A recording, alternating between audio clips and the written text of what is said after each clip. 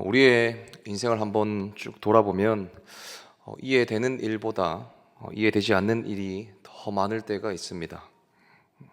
참 열심히 살았는데 인정받지 못하고, 정직하게 살았는데 손해를 보고, 선하게 살았는데 오히려 오해를 받는 순간들이 있습니다. 왜 나에게 이런 일이 일어나는지, 내가 무엇을 잘못했는지 아무리 생각해도 답이 나오지 않는 순간 우리는 그 상황을 이렇게 표현합니다. 바로 억울함이죠. 억울함은 단순한 감정이 아닙니다. 억울함은 존재의 흔들림입니다. 이 억울함은 내가 지금까지 믿어왔던 가치, 내가 붙들었던 하나님, 내가 의지했던 정의감 전체를 흔들어 놓는 경험입니다. 왜냐하면 억울하면 이렇게 말하기 때문이죠. 나는 잘못하지 않았다. 나는 최선을 다했다. 나는 정직하게 살았다. 그런데 왜 이런 일이 나에게 일어나는가? 이 질문이 깊어질수록 사람은 하나님께 또 질문하게 되죠. 하나님 정말 살아계십니까?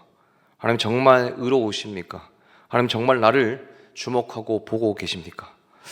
오늘 본문은 바로 이 질문 한가운데 서 있습니다.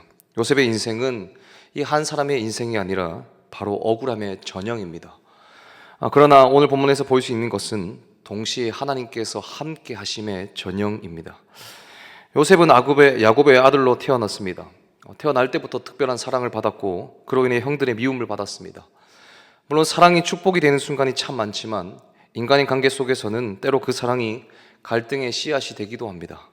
요셉은 우리가 알고 있듯이 아무런 잘못이 없었습니다. 그러나 형들은 그를 미워했죠. 그리고 결국 그 미움은 말로 끝나지 않고 행동으로 이어졌습니다. 요셉은 구덩이에 던져지게 되고, 그리고 그 구덩이에서 끌려 올라온 뒤 그는 애굽으로 팔려갑니다. 여러분, 지금 이것은 단순한 사건이 아닙니다. 이것은 인간이 인간을 어떻게 대할 수 있는지 그것을 보여주는 가장 어두운 장면입니다. 형제는 형제를 팔 수 있고, 가족은 가족을 버릴 수 있습니다. 그리고 인간은 죄책감 없이도 누군가의 인생을 무너뜨릴 수 있습니다. 그렇게 요셉은 애굽이라는 낯선 땅으로 끌려갑니다. 언어도 다르고 문화도 다르고 아무 관계도 없는 그곳에서 그는 노예로 살기 시작합니다. 그러나 놀라운 것은 그 다음이죠. 성경은 이렇게 말합니다. 하나님이 요셉과 함께 하셨다. 요셉은 노예가 되었지만 무너지지 않았습니다. 버림받았지만 끝나지 않았습니다. 하나님께서 함께 하셨기 때문이죠.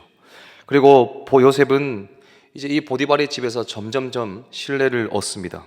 그런 단순한 노예가 아니라 이제 집 전체를 관리하는 사람으로까지 올라갑니다. 여기서 보면 요셉의 인생이 회복되는 것처럼 보입니다. 이제 좀 잘 풀리는구나, 이제 뭔가 회복이 되는구나, 우리는 이렇게 생각할 수 있습니다. 그런데 신앙의 가장 큰 시험은 항상 좋아질 때가 아니라 좋아지는 것처럼 보이다가 다시 무너질 때 찾아옵니다. 오늘 본문 11절 보면 그 사건이 시작됩니다. 이 보디발의 집에서 요셉은 평소처럼 계속 그 일들을 하고 있었습니다. 그런데 어느 날 이 보디발의 아내가 요셉을 유혹하죠.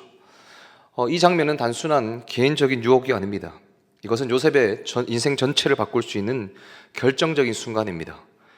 여러분, 인생에는 이런 순간이 있습니다. 작아 보이지만 사실 인생 전체를 바꾸는 순간, 아무것도 모르는 것 같지만 하나님이 보고 계시는 순간, 그때 이 보디발의 아내는 반복해서 요셉에게 함께 하자고 유혹을 하죠. 성경은 이 유혹이 한 번이 아니라 지속적인 것임을 보여줍니다. 즉, 요셉은 계속해서 같은 상황을 반복해서 마주하고 있었습니다. 여기서 중요한 신앙의 원리가 하나 드러납니다. 우리가 잘 알고 있지만 유혹은 한 번으로 끝나지 않는다는 겁니다. 이 사단은 어떻게든 우리를 넘어뜨리기 위해서 끝없이 우리를 유혹하고 우리를 넘어뜨리려고 합니다.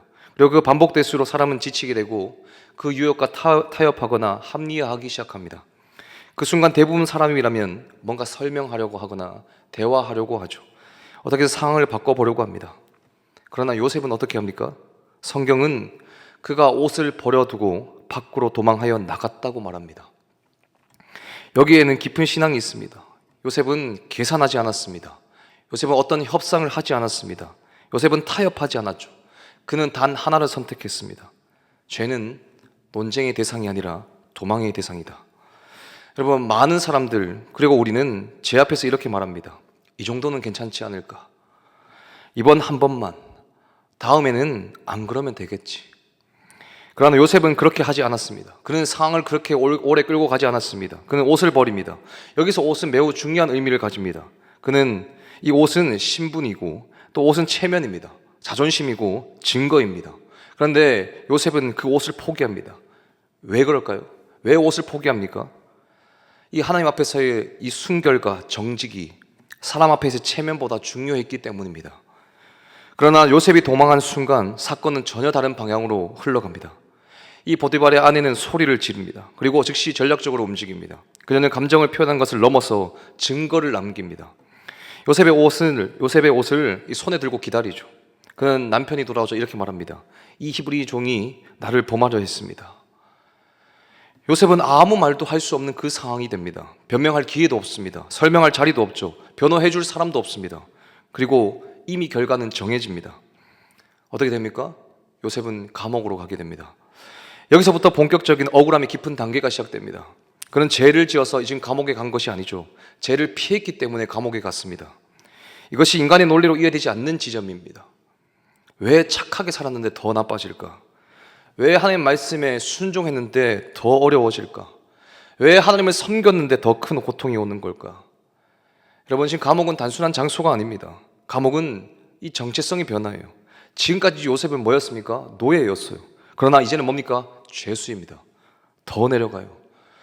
노예보다 더 낮은 신분처럼 보이는 자리로 내려갑니다. 사람의 눈을 보면 이렇게 말할 수 있겠죠. 끝났다, 망했다, 너 인생은 거기까지다. 이제 회복은 없다. 그런데 성경은 놀라운 침묵을 유지합니다. 하나님은 이 상황에 대해서 즉각적인 어떤 설명을 주지 않으십니다. 여기서 우리는 신앙의 가장 어려운 순간을 만나게 되는 거죠. 하나님은 왜 아무 말씀도 하지 않으시는가? 왜 억울함을 바로 풀어주지 않으시는가? 왜 진실을 즉시 밝혀주지 않으시는가?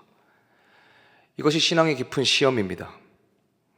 우리는 하나님이 일하시면 즉각적인 즉시의 변화가 있어야 한다고 생각합니다. 그러나 우리 하나님은 어떤 분입니까?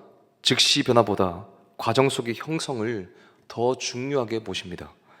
지금 요셉은 이해할 수 없습니다. 그러나 하나님은 침묵 속에서도 일을 시작하고 계십니다. 여러분, 침묵은 결코 부재가 아닙니다. 침묵은 포기가 아니고 침묵은 중단이 아닙니다. 침묵은 보이지 않는 작업이라는 겁니다. 요셉은 감옥으로 내려갔습니다. 그러나 이게 끝이 아니라는 거죠. 하나님은 지금 요셉을 새로운 자리로 보내고 계십니다. 세상 사람들은 이것을 실패라고 부릅니다. 그런데 우리 하나님은 뭐라고 합니까? 그것을 준비라고 부르시죠. 요셉의 인생은 점점 아래로 내려가는 것처럼 보입니다. 그런데 바로 그 순간 성경은 놀라운 한 문장을 기록하고 있습니다. 우리 본문 21절 말씀 우리 함께 읽겠습니다. 함께 읽겠습니다. 시작. 여호와께서 요셉과 함께 하시고 그에게 인자를 더하사 간수장에게 은혜를 받게 하시매. 저는 이 말씀이 오늘 본문의 심장이라고 생각합니다.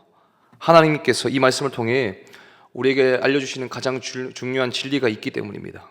그것은 바로 하나님의 함께 하심은 환경에 따라 달라지지 않는다는 겁니다. 우리는 보통 하나님이 함께 하신다고 하면 어떤 모습을 생각합니까? 문제가 다 해결되는 모습, 병이 낫는 모습, 사업이 잘 되는 모습, 닫힌 문이 열리는 모습, 승진하는 모습, 합격하는 모습, 자녀가 잘 되는 모습, 그런 모습들, 뭔가 긍정적인 것들만 떠올립니다. 그래서 많은 사람들이 이렇게 생각합니다.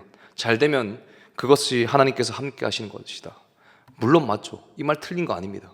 그런데 창세기 오늘 본문은 정반대를 보여줍니다. 누가 봐도 요셉은 지금 잘 되고 있지 않습니다. 오히려 최악의 상황입니다. 그런데 오늘 본문은 말씀하고 있죠. 여호와께서 요셉과 함께 하시고. 여러분, 하나님은 이 요셉이 감옥에 들어가기 전에만 함께 하신 것이 아닙니다. 감옥 안에서도 함께 하셨다는 거죠. 노예가 되기 전에만 하나님께서 함께 하신 것이 아닙니다. 노예가 된 후에도 하나님은 늘 요셉과 함께 하셨습니다. 총리가 되었을 때만 하나님께서 함께 하신 것이 아니라 지금 제수였을 때도 하나님께서 함께 하고 계시다는 겁니다. 이것이 하나님의 놀라운 은혜이자 복음이라는 겁니다. 우리는 종종 하나님의 그 임재를 환경으로 판단합니다. 문제가 해결되면 하나님께서 함께 하시고 문제가 생기면 하나님께서 떠나셨다라고 생각합니다. 하지만 오늘 성경 계속 보면 알 수 있듯이 하나님은 그렇게 말씀하지 않으셨습니다. 오히려 성경이 이렇게 말합니다. 홍해 앞에도 하나님이 함께 하셨다. 광야에도 하나님이 늘 함께 하셨다. 사자굴에도 하나님이 함께 하셨고 풀무불 속에서도 하나님이 함께 하셨다. 십자가 아래에도 하나님께서 함께 하셨다. 그리고 오늘 본문은 말합니다. 감옥에도 하나님이 요셉과 함께 하셨다. 그렇다면 우리는 여기서 한 가지 질문을 해봐야 됩니다. 과연 이 요셉은 이 순간 하나님 함께 하심을 강하게 느끼고 있었을까요? 제가 본문을 쭉 읽으면서 들었던 생각은 그렇지 않을 수도 있을 것 같다는 생각이었습니다. 성경은 요셉이 감옥에서 특별한 환상을 보고 있다고 말하지 않습니다. 천사가 나타났다고 말하지도 않고요, 하늘에서 음성이 들렸다고 기록하지도 않습니다. 오히려 지금 현실만 보면 하나님은 너무 멀리 계신 것처럼 보입니다. 그런데 중요한 것은 이 하나님의 함께 하심은 우리의 느낌에 의해 결정되지 않는다는 것이죠. 우리가 느끼지 못해도 하나님은 함께 하신다는 겁니다. 우리가 보지 못해도 하나님께서는 일하고 계시다는 거죠. 우리가 이해하지 못하더라도 하나님은 하나님의 계획을 진행하고 계시다는 겁니다. 또 우리가 생각해야 하는 것은 왜 하나님은 바로 이 요셉의 누명을 벗겨주지 않으셨을까요? 왜 진실을 즉시 밝히지 않으셨을까요? 왜 감옥에 가지 않도록 일하시지 않으셨을까요? 사실 하나님은 얼마든지 그렇게 하실 수 있지 않습니까? 보디발의 아내가 진실을 말하게 하실 수도 있습니다. 이 보디발의 마음을 움직일 수도 있습니다. 기적을 행하실 수도 있죠. 그런데 하나님은 그렇게 하지 않으셨습니다. 왜냐하면 하나님은 요셉을 단순히 감옥에서 꺼내는 것이 목적이 아니었기 때문이죠. 하나님은 요셉을 애굽의 총리로 세우실 계획을 가지고 계셨습니다. 그리고 그 길은 감옥을 통과해야 했습니다. 여러분, 훗날 오늘 본문 그 다음 장을 계속 보시면 요셉은 감옥에서 술 맡은 간원장을 만나게 됩니다. 그리고 바로 그 만남이 총리가 되는 결정적인 계기가 되죠. 만약 감옥이 없었다면 요셉은 술 맡은 간원장을 만날 수 없었을 겁니다. 이 술 맡은 간원장을 만나지 못했다면 바로의 꿈을 해석할 기회도 없었습니다. 이 총리가 될 수도 없었을 겁니다. 그러니 감옥은 실패의 자리, 끝의 자리가 아니었다는 겁니다.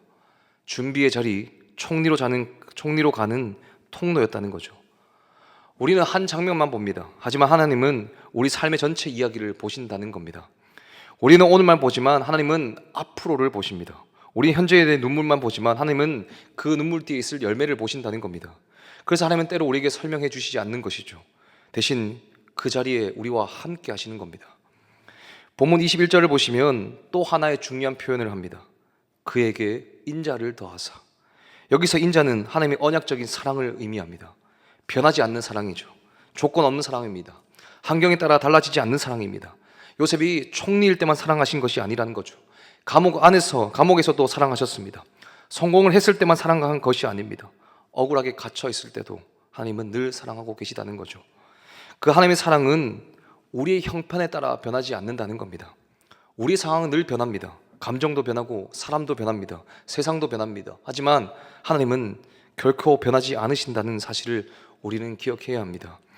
또한 감옥에 갇혀서 아무 소망 없어 보이는 요셉의 모습을 22절 말씀에서 뭐라고 하고 있습니까? 22절 보시면 간수장이 옥중 제수를 다 요셉의 손에 맡김으로 그 재반 사물을 요셉이 처리하고, 제수로 들어간 사람이 제수들을 관리하게 됩니다. 감옥에 갇힌 사람이 감옥 안에서 책임자가 되는 거죠. 이것은 인간적으로 설명하기 어려운 일입니다. 왜 이런 일이 가능했을까요? 요셉이 특별한 기술이 있었기 때문입니까? 뛰어난 학벌 때문입니까? 좋은 배경이 있었기 때문입니까? 아니죠. 성경은 이유를 단 하나만 말합니다. 여호와께서 그와 함께 하심이라. 하나님이 함께 하시는 사람은 환경이 그 사람을 결정해 주지 못합니다.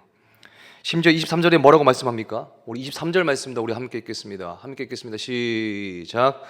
간수장은 그의 손에 맡긴 것을 무엇이든지